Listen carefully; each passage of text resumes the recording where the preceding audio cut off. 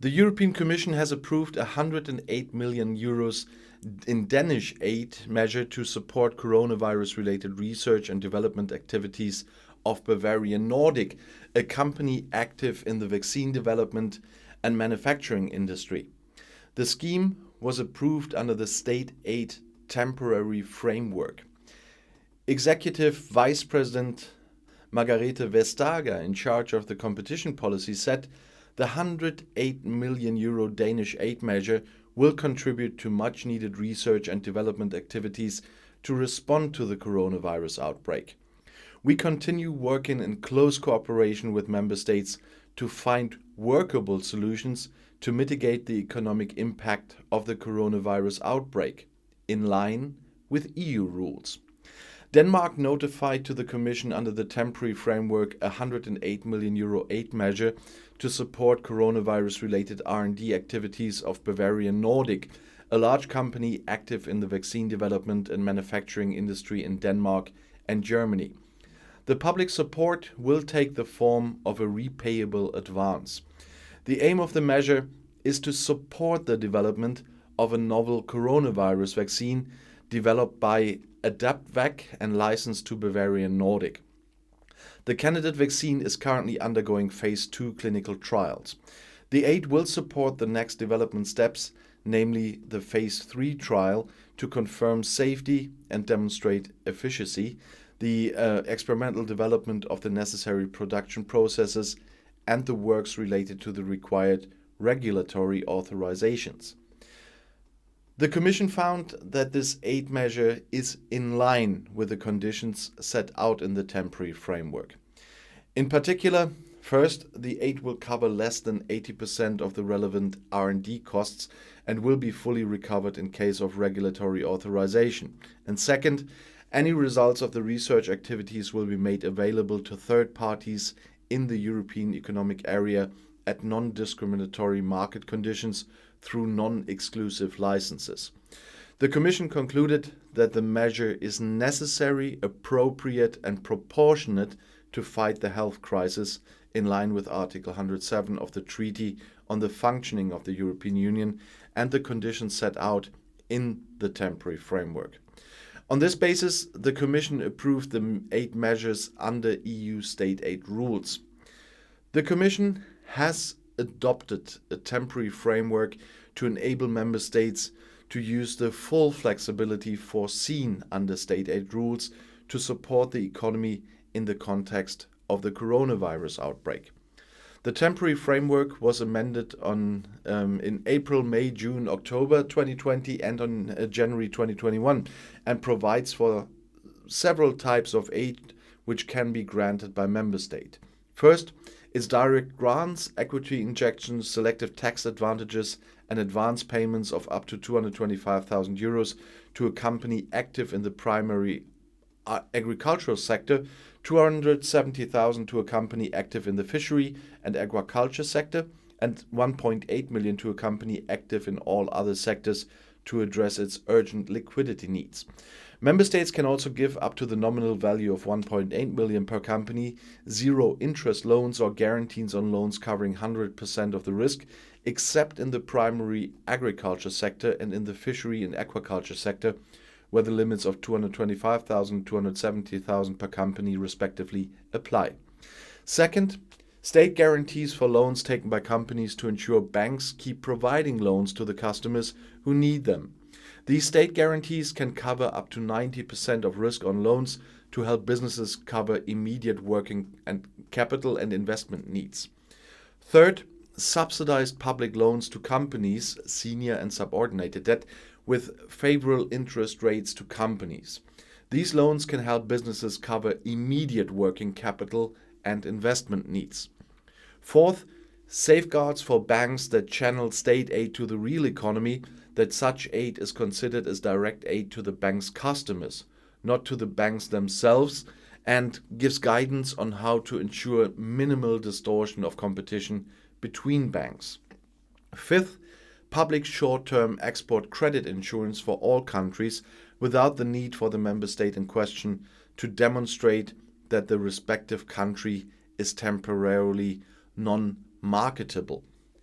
And sixth, support for coronavirus-related research and development, the so-called R&D, to address the current health crisis in the form of direct grants, repayable advances or tax advantages.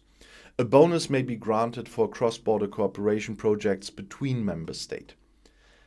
And seventh, support for the construction and upscaling of testing facilities to develop and test products, and that includes vaccines, ventilators, and protective clothing, useful to tackle the coronavirus outbreak up to first industrial deployment.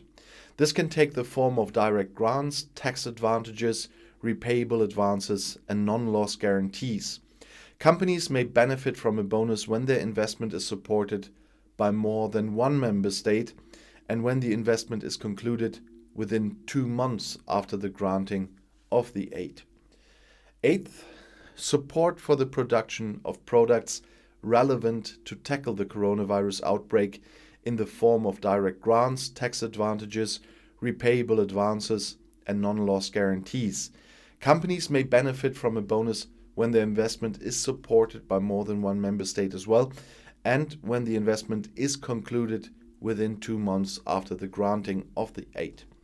And ninth, targeted support in the form of deferral of tax payments and or suspension of social security contributions for those sectors, regions, or for types of companies that are hit the hardest by the outbreak. And 10th, targeted support in the form of wage subsidies for employees for those companies in sectors or regions that have suffered most from the coronavirus outbreak and would otherwise have had to lay off personnel.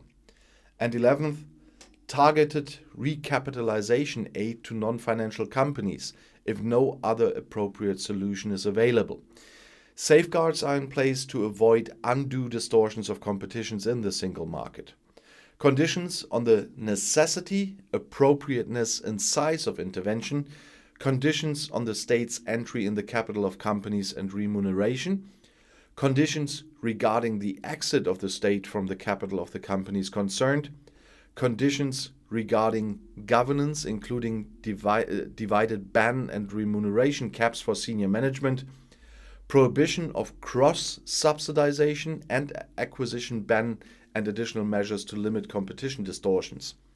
Transparency and reporting requirements are there as well. And 12th, support for uncovered fixed costs for companies facing a decline in turnover during the eligible period of at least 30% compared to the same period of 2019 in the context of the coronavirus outbreak. The support will contribute to a part of the beneficiaries' fixed costs that are not covered by their revenues, up to a maximum amount of 10 million euros per undertaking. The Commission will also enable Member States to convert until December 31st in 2022 repayable instruments, for example guarantees, loans, repayable advances, granted under the temporary framework into other forms of aid, such as direct grants, provided the conditions of the temporary framework are met. The temporary framework enables Member States to combine all support measures with each other, except for loans and guarantees for the same loan, and exceeding the thresholds foreseen by the temporary framework. It also enables Member States to combine all support measures granted under the temporary framework with existing possibilities to grant de minimis to a company of up to 25,000 over 3 fiscal years for companies active in the primary agricultural sector, 30,000 euros over 3 fiscal years for companies active in the fishery and agriculture sector, and 200,000 euros over 3 fiscal years for companies active in all other sectors.